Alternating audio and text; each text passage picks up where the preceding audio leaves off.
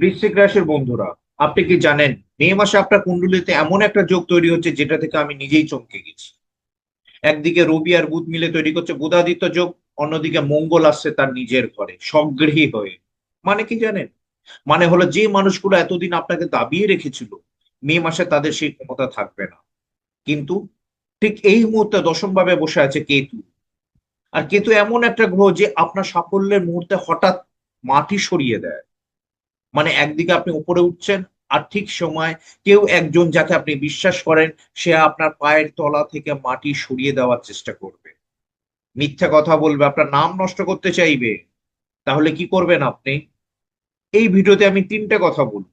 এক, কোন তারিখের পর আপনার জীবনে টাকা আসার রাস্তা খুলবে। দুই, কর্মক্ষেত্রে ঠিক কোন জায়গায় সাবধান না থাকলে সব শেষ হয়ে যেতে পারে। আর তিন, শনি আর কেতুর এই দ্বৈত আঘাত থেকে বাঁচতে আপনাকে ঠিক কি করতে হবে। শেষ পর্যন্ত দেখুন, কারণ সবচেয়ে জরুরি কথাটা আমি ভিডিওর একদম শেষে বলবো।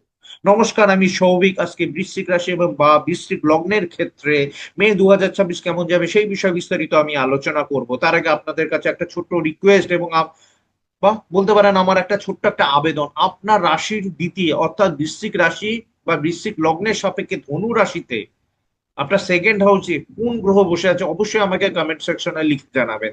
তার কারণ হচ্ছে মীন রাশিতে অবস্থিত শনি তার দশম দৃষ্টি কিন্তু আপনার ধনু রাশিতে সেকেন্ড হাউসে দিচ্ছে, এবং মিথুন রাশিতে বৃহস্পতি অবস্থান করে সপ্তম দৃষ্টি কিন্তু ধনু রাশিতে দিচ্ছে। ধনু রাশিতে এখন ডাবল ট্রানজিট চলছে, অর্থাৎ ধনু রাশি কিন্তু ডবল অ্যাক্টিভ। তাই আপনার ব্যক্তিগত জন্মছকে যে গ্রহ ধনু রাশিতে অবস্থান করবে সেই গ্রহের রেজাল্ট আপনি এতদিনে ফেস করছেন, ভবিষ্যতে ফেস করবেন। তাই কমেন্ট সেকশনে অবশ্যই লিখে জানাবেন, আমি রেজাল্ট কিছুটা হলেও আপনাকে বলবো। আর আমার একটা খুব ভালো স্বভাব, আমি সবার কমেন্ট রিপ্লাই করি। আর যদি কোনো গ্রহ যদি অবস্থান না করে, খালি আছে, তাহলে লিখবেন খালি আছে।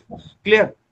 চলুন তাহলে আজকের আলোচনা শুরু করি। দেখুন, আজকে আমি মে 2026 আপনার কর্মজীবন নিয়ে আলোচনা করব, আপনার অর্থনৈতিক জীবন নিয়ে আলোচনা করব, আপনার পারিবারিক জীবন নিয়ে আলোচনা করব, আপনার প্রেম বিবাহিত জীবন নিয়ে আলোচনা করব, আপনার সন্তান ভাগ্য, স্বাস্থ্য, শিক্ষার সমস্ত বিষয় নিয়ে আলোচনা করব। ভিডিওটা একটু লম্বা হতে চলছে, তাই যারা শর্টকাট পদ্ধতিতে ভিডিও দেখতে ইচ্ছুক কমেন্ট সেকশনে আমি টাইম স্ট্যাম্প করে দিচ্ছি, সেখানে গিয়ে কিন্তু ক্লিক করতে পারে। চলুন তাহলে আজকের আলোচনা শুরু করি। প্রথমে আপনার কর্মজীবনের দিকে ফোকাস দিই। দেখুন, আপনার কর্মজীবনের দিকে দেখতে গেলে প্রথমে আপনার দশম ঘর যথারীতি সিংহ রাশির দিকে আমাকে ফোকাস দিতে হবে।